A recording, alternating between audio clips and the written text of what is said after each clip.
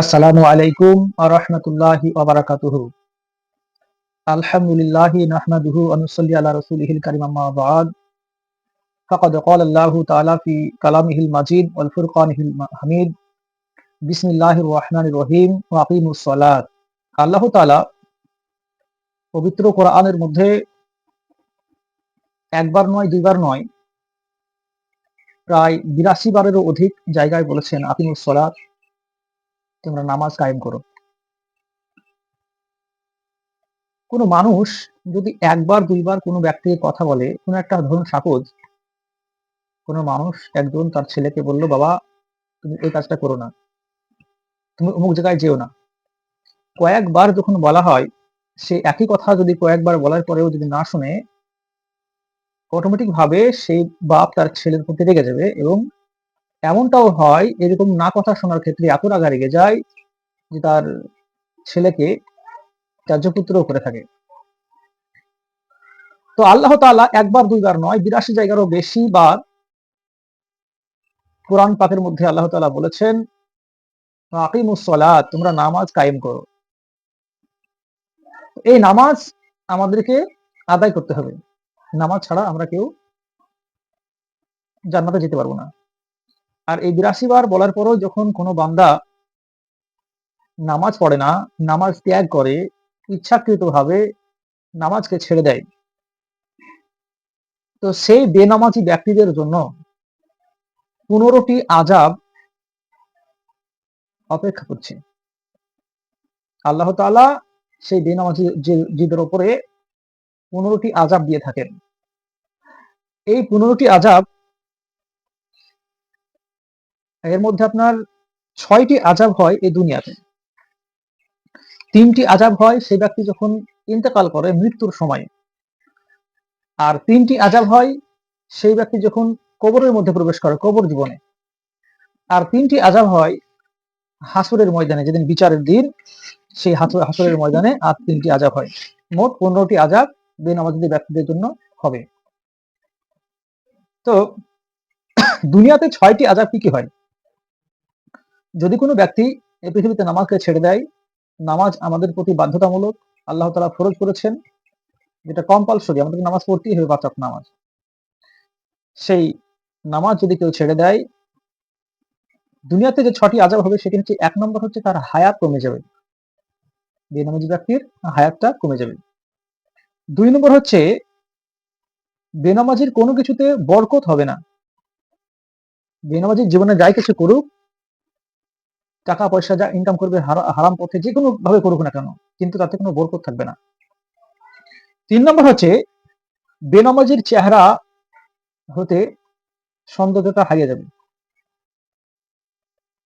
৪ নম্বর হচ্ছে বেনামাজির কোনো দোয়াই আল্লাহ তাআলা কবুল করবেন না। যা কিছু সে দোয়া করুক না কেন, তার দোয়া আল্লাহ তাআলা কবুল করবেন না। ৫ নম্বর হচ্ছে বেনামাজির যা কিছু সে নেক আমল করবে, সব নেকি তার বরবাদ হয়ে যাবে। যদি নামাজ না পড়ে অন্য কিছু যা কিছু আমল করুক না কেন, তার সব নেকি বরবাদ হয়ে যাবে এবং ভালো কাজের সব টাকা আল্লাহ তাআলা উঠিয়ে নেবেন। ৬ নম্বর হচ্ছে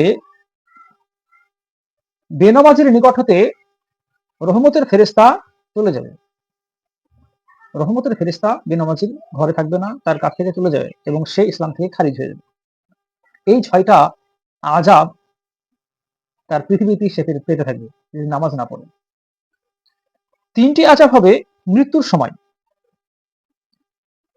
বেনামাজি যখন মারা যাবে, যে নামাজ পড়বে না পৃথিবীর বুকে, সে বেনামাজি যখন মারা যাবে, ইন্তেকাল করবে, ইন্তেকালের সময় সে অপমানিত, লাঞ্ছিত এবং খুব কষ্ট দিয়ে তার জানটা কবজ করা হবে। ২ নম্বর হচ্ছে বেনামাজি যখন মারা যাবে, সে খুব ক্ষুধার্ত অবস্থায় মারা যাবে। আর ৩ নম্বর হচ্ছে বেনামাজি মৃত্যুর সময় এত পিপাসা তার লাগবে, পিপাসিত হবে, মনে হবে যে ৭ সমুদ্রের পানিটা যদি তার মুখের ভিতরে ঢেলে দেওয়া হয় তবুও তার পিপাসা মিটবে না। এরকম পিপাসিত অবস্থায় সে মৃত্যুবরণ করবে। আর কবরের মধ্যে যে ৩টি তার আযাব হবে বেনামাজিদের, বেনামাজিকে যখন কবরে রাখা হবে, মানুষ কবরে রেখে তাকে দাফন করে চলে আসবে, ঠিক তারপরেই তাকে কবরে চাপ দিবে। কবরের ২ পাশকার মাটি এমন ভাবে চাপ দিবে, একদিকের বাতার হাড় মানে বুকের হাড় আর একদিকে উঠে যাবে, এভাবে তাকে পিষিয়ে দেবে। 2 নম্বর হচ্ছে বেনামাজির কবরে দাউ দাউ করে আগুন জ্বলবে, যে জাহান্নামের আগুন সেটা তার কবরে জ্বালিয়ে দেওয়া হবে। 3 নম্বর হচ্ছে বেনামাজির কবরের মধ্যে বড় বড় বিষাক্ত সাপকে প্রবেশ করে দেওয়া হবে, তার কবরের মধ্যে বড় বড় সাপ রেখে দেওয়া হবে। সেই সাপগুলো বেনামাজি ব্যক্তিকে, সেই মৃত ব্যক্তিকে সমস্ত তার শরীর জড়িয়ে নেবে এবং ছবল দিতে থাকবে। আর 3টি আযাব হবে হাসরের দিনে, হাসরের মাঠে 3টি আযাব হবে। 1 নম্বর হচ্ছে বেনামাজিকে আল্লাহ তাআলা গজবে ডাকবে, একটা বড় সাপ মানে বেনামাজিকে সে খোঁজ করতে থাকবে সেই হাসরের ময়দানে, এবং ভয়ে সেই বেনামাজির ব্যক্তি সে পালিয়ে বেড়াবে। আর পুলসিরাত আমরা জানি সকলে যে পুলসিরাত পার হতে হবে হাসরের ময়দানে, যেটা 500 বছরের রাস্তা, চুলোর থেকেও সরু এবং হীরার থেকেও বলা হচ্ছে ধারালো, ব্লেডের থেকেও ধারালো। সেই রাস্তা 500 বছরের রাস্তা, সেটা পার হতে হবে এবং সে সময়টা হবে অন্ধকার ঘুটঘুটে। বেনামাজি ব্যক্তি যখন সেই পুলের উপরে পা রাখবে, সঙ্গে সঙ্গে তার পা কেটে সে জাহান্নামের মধ্যে পড়ে যাবে। আর এই পুল সিরাতের পুল আল্লাহ তাআলা বলেছেন পবিত্র কোরআনের মধ্যে, প্রত্যেকে পার হতে হবে, এমন কেউ নাই পৃথিবীর বুকে যাকে এই পুল সিরাতের পুল না পার হয়ে সে জান্নাতের মধ্যে প্রবেশ করবে, এরকমটা নাই। প্রত্যেকটা মানুষকেই এই পুল সিরাতের পুল পার হতে হবে। আর 3 নম্বর হচ্ছে রেখেছেন বেনামাজি ব্যক্তির জন্য ওয়াইল নামক দোজখ ঠিক করে রাখিয়েছেন, ফেরেশতারা 70 গজ জিঞ্জিরে আবদ্ধ করে তাকে বাঁধিয়া কিয়ামতের দিন তাকে দোজখের মধ্যে, ওই দোজখের মধ্যে ফেলে দিবেন। তো যাই হোক, ইসলাম দরদি মুসলমান, আমাদের উপরে নামাজটা আল্লাহ তাআলা ফরজ করেছেন, যে নামাজটা আমরা ত্যাগ করলে আমরা জান্নাত যেতে পারবো না। আমাদের জন্য এরকম কঠিন কঠিন আযাব অপেক্ষা করছে। হয়তো কোনো আপনার আল্লাহ তাআলা বিশ্বনবী সাল্লাল্লাহু আলাইহি সাল্লাম বলেছেন যে as-সালাতু মিফতাহুল জান্নাত, নামাজটা হচ্ছে জান্নাতের চাবি। যদি আপনি কোনো নেক আমল করে থাকেন, হয়তো কোনো একটা কিছু জায়গা পরিমাণেও যদি আপনি নেক আমল করে থাকেন, হয়তো আল্লাহ তাআলা সেই আমলের বদৌলতে আপনাকে কোনো জান্নাত দিয়ে দিতে পারেন, জান্নাত আপনাকে দিয়ে দিতে পারেন। কিন্তু বিশ্বনবী সাল্লাল্লাহু আলাইহি সাল্লাম বলেছেন as-সালাতু মিফতাহুল জান্নাত, নামাজ হচ্ছে জান্নাতের চাবি। এই জান্নাতের চাবিটা যদি আপনি পৃথিবীর বুক থেকে নিয়ে না যেতে পারেন, তাহলে আপনি তালাটা খুলতে পারবেন না। অতএব হয়তো আপনি কোন একটা ঘরের মালিক হয়ে গেলেন, কিন্তু সে ঘরে তালা মারা আছে, চাবি নাই আপনার কাছে, তাহলে সেই ঘরের মধ্যে আপনি সেই ঘরটার মালিক, অথচ সেই ঘরের মধ্যে আপনি প্রবেশ করতে পারবেন না, সেই ঘরের যে সুখ শান্তি এগুলো উপভোগ করতে পারবেন না, আর আরামায়েশ কিছু পাবেন না।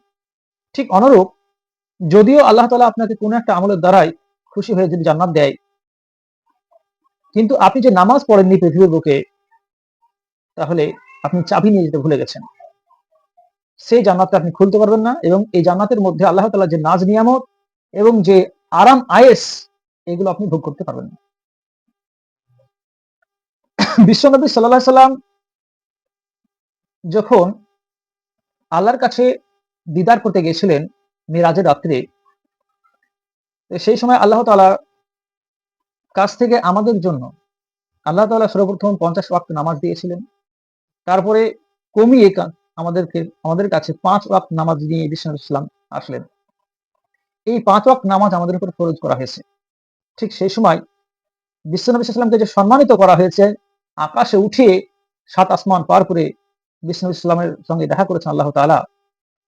বিশ্বনবী সাল্লাল্লাহু আলাইহি সাল্লাম সেই সময় বলেছেন, ইয়া রাব্বুল আলামিন আল্লাহ, আপনি তো আমাকে মিরাজে ঊর্ধ্বগমনে নিয়ে এসে আপনার সঙ্গে দিদার করালেন, কিন্তু আমি যখন ফিরে যাব, আমার উম্মতেরা কি বলবে আমাকে, আমার উম্মতদেরকে কি বলে আমি সান্ত্বনা দেব? তো সেই সময় আল্লাহ তাআলা বলেছেন, হে আমার নবী, আপনাকে তো আমি 7 আসমান পার করে নিয়ে এসে আপনার সঙ্গে দেখা করলাম, আপনার উম্মতের মধ্যে যদি কোনো ব্যক্তি এই নামাজে সিজদায় পড়ে আমাকে স্মরণ করে, আমি তার সব থেকে কাছে হয়ে যাব। এবং এই উম্মতে মুহাম্মদের জন্য মেরাজ হচ্ছে এই নামাজটা। মুমিনদের জন্য মেরাজ হচ্ছে নামাজ। সলাতু মেরাজুল মুমিনিন, মুমিনদের জন্য মেরাজ হচ্ছে নামাজ। তো কোনো মানুষ যখন নামাজের মধ্যে সিজদায় পড়ে, সিজদায় যখন যায়, ঠিক সেই সময় আল্লাহ তাআলা সব থেকে কাছে হয়ে যায়। এই জন্য সিজদা খুব, নামাজটা খুব ধীরে সুস্থে পড়াই ভালো এবং সিজদায় সময় দিতে হবে।